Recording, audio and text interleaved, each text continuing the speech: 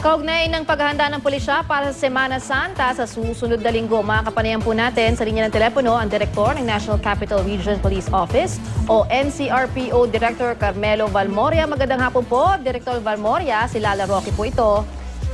Lala, good afternoon saka sa mga televiewers ng hapon po. Kamusta po ang ating paghahanda para sa Semana Santa at kailan po talaga tayong magde-deploy ng full force ng ating police?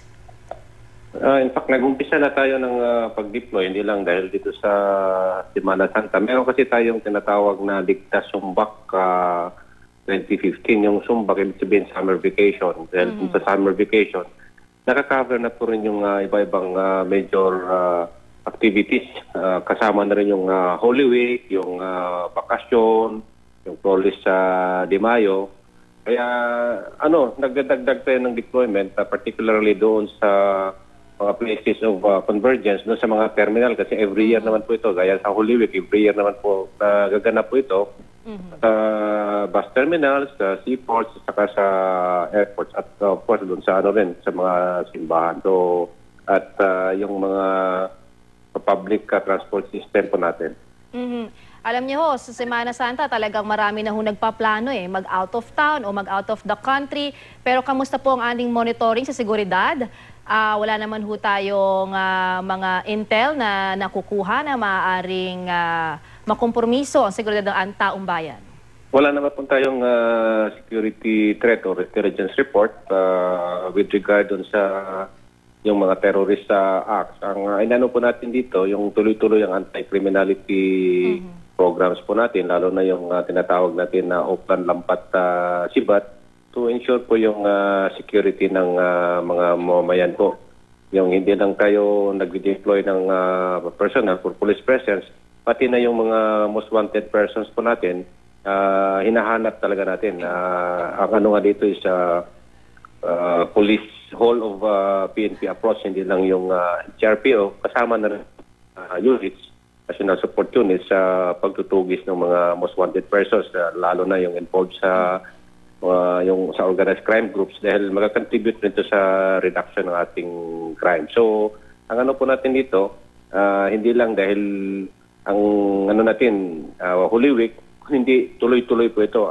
Weekly rin ang ating pag-assist sa crime situation po dito since June 16 po.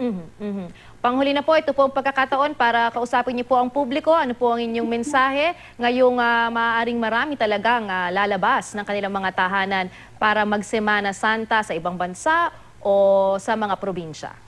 Ang ano po natin dito sa ating mga kayan, especially mag-iuwian yung iba sa probinsya kasi palagi naman natin i-remind natin, ito yung pagkataon na mag-take advantage ng mga criminals.